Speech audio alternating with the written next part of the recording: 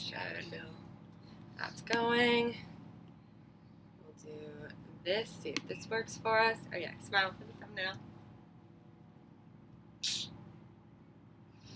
Okay. Great. Live. Here we go.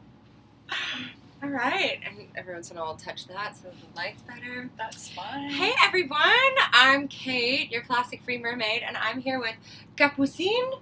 Dayen. Yeah, but you can call me Caps as everybody does as Greenpeace. This is Caps. Caps is the global communications lead for Greenpeace. Yes, I am. Welcome. Thank you so much, and thanks for being with us. My pleasure. So I met Caps at the Break Free from Plastic Global Leadership Meeting in Bali last year. That's right. And now here we are on a boat traveling along the river in Germany. Down the Rhine. And Caps has been a part of this plastic monster, or the plastics campaign for Greenpeace. And it's kind of a push right now. There's a full story narrative that Greenpeace is telling to help really tell the story of plastic pollution and why the corporations are being held accountable. So you started it in the Philippines, is that right? Yes, so I was in the Philippines a couple of months ago, and we had what we call our first leg with the Rainbow Warrior, and we used this part to really kind of talk about the impact of plastic pollutions in countries in Southeast Asia, and we wanted to tell the story of these countries and how they are affected by the pollution that we produced in what we call the global north. So in countries like Germany that we're going through right now, so we worked with the team in the Philippines there. We were sailing across garbage patches, the Verde Passage, Freedom Island, and it was just. We wrote a blog. Well, I wrote a blog about it, and it's one thing to just kind of see it on pictures, and I know we've been publishing quite a few pictures about it lately, but to really be there and the smell and the communities who have to live in these conditions, and we think this part of the story is very important, and it kind of gives us the boost that we need to now go and tackle the corporations like we're currently doing. Wow. So from the Philippines to the Netherlands. That's right. And what did we do in the Netherlands? We raved with the monster. We did. Yeah, so this is kind of the second part of the story now. So, Okay. we've been talking about Southeast Asia, and now we want to go after the big guys, right? It's important that we tackle this problem at the source. So we went and danced with the monster at Unilever, had a great party there with the Dutch team. The Dutch team is leading this leg now, and we're on our way to the second big polluter, which will be the third phase of our story. So Philippines highlight the specific plastic pollution problem in Southeast Asia, in the Philippines in That's particular, just to see the devastation of the impact that plastic is having on the environment, and on countries and villages and communities in particular, and then following the trash, because it's so well labeled and branded with the corporations who produced it. You can follow them back to their headquarters, which is leg 2, going to Unilever, the headquarters in Rotterdam, where we brought the plastic monster, and we said, here, you take it back, and they said, okay, we will, we'll recycle it. We were like, not good enough. You cannot recycle your way out of this.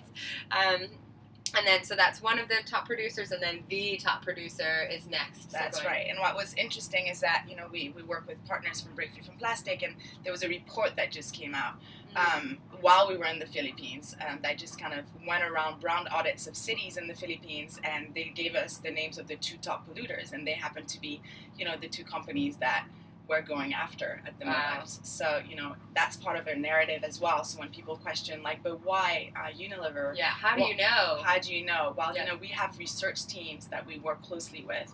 We have partners organizations that also do their studies, and together we come and make those strategy after those 2 big guys. Wow. Yeah. Incredible. And so what is the brand audit? So you people doing beach cleanups all over the world, and then how do they contribute to the brand audit and that sort of data system that helps us identify the top polluters? Right, so I mean, we did one, I believe it was last October, and what we ask is offices around the world, so we have about 55 offices at Greenpeace, to go and not only do beach cleanups, because, you know, all the pollution is going to come back the next day, Right. so it's a good, you know, intention, Yeah. but we just don't want to see it on our beaches anymore. It has to stop, and for it to stop, we need to stop corporations to stop producing it. Right. So we ask volunteers to just go and through the brands and analyze all the brands that they see, and then we put all this data into a report that just gave us a sense of which were the top polluters in the world, from countries to countries, and then overall globally. Right. Okay. Yeah. Wow.